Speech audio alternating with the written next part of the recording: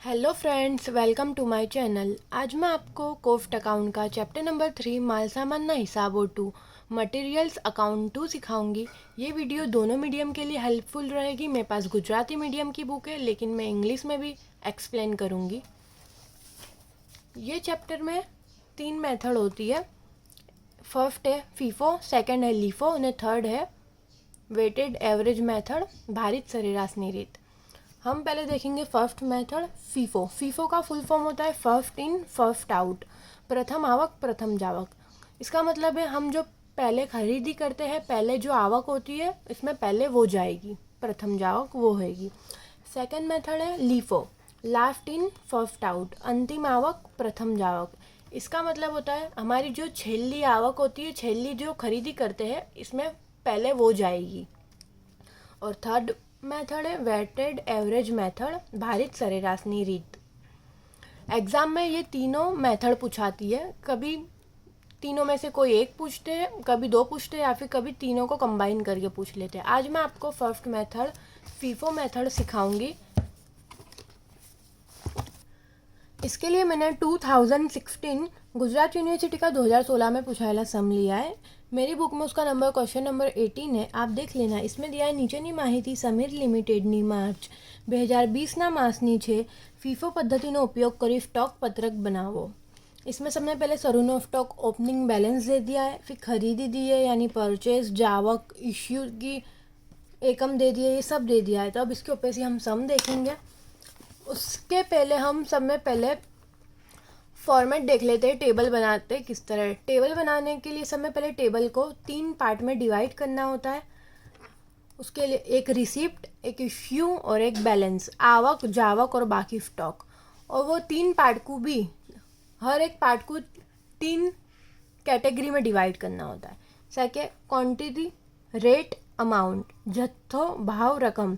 अब इश्यू जावक में भी क्वांटिटी, रेट, अमाउंट, जत्थो, भाव, रकम, और ऐसे ही बैलेंस बाकी स्टॉक में भी। और आगे हमें डेट और तारीख लिख देने की होती है। अब हम सम देखते हैं। इसमें सबसे पहले मार्च 1 को ओपनिंग बैलेंस दिया है सरूनो स्टॉक 200 एकम, एकम दीठ 5।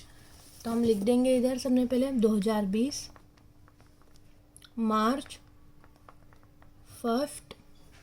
अब इसमें है 200 एकम दिए हैं, तो 200 ने उसका एकम दीठ रकम 5 दी है, तो इसका इंटू करने का, गुणाकार करने का, तो 1000 हो जाएगा।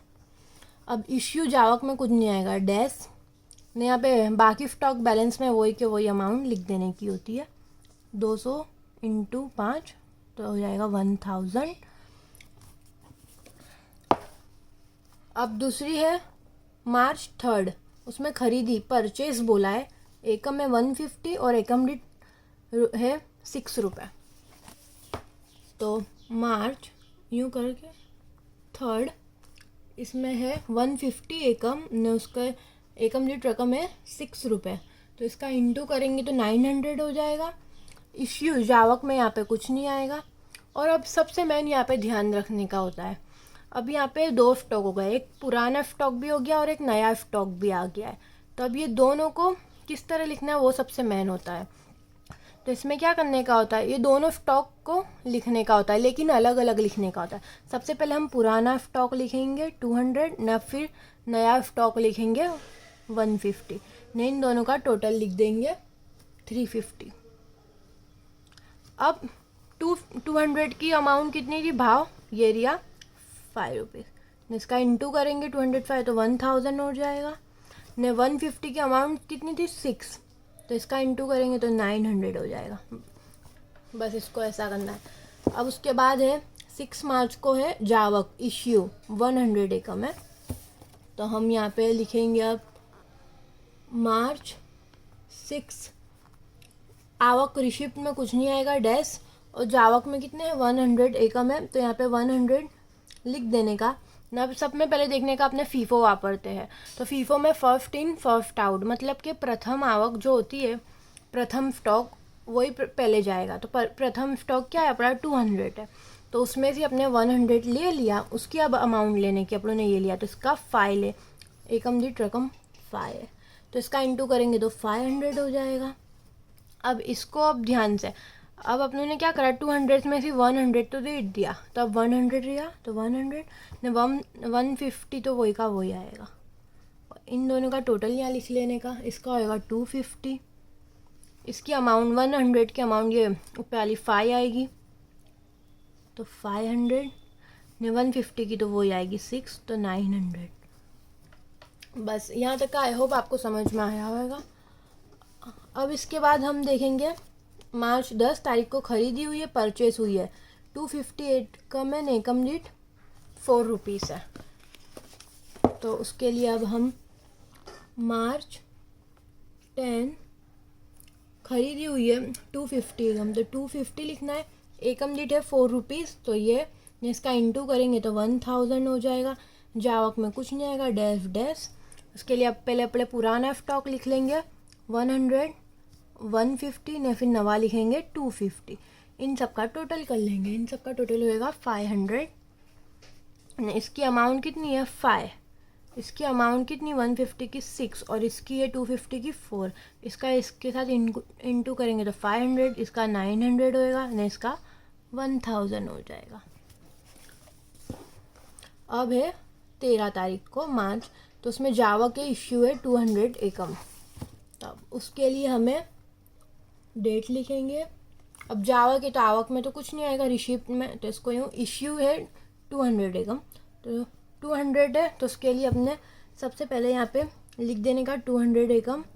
अब इधर देखेंगे हम फर्स्ट इन फर्स्ट आउट है, फीफो है, तो 100 पहले ऊपर वाले में से ले लेंगे ने 150 है न अपने को 200 ही चाहिए, यानी 100 तो ले लिया, 100 चाहिए तो अपने 100 यहाँ से ले लेंगे। तो इसकी अमाउंट 5 लेंगे, इसकी अमाउंट 6 लेंगे, तो इसका इंटू करेंगे तो 500 ने इसका 600। अब यहाँ पे बाकी स्टॉक में 100 तो पूरा चला गया, 150 में से 100 लिखा तो अब 50 लिया, तो 50 इधर 250, इन दोनों का टोटल होएगा 300।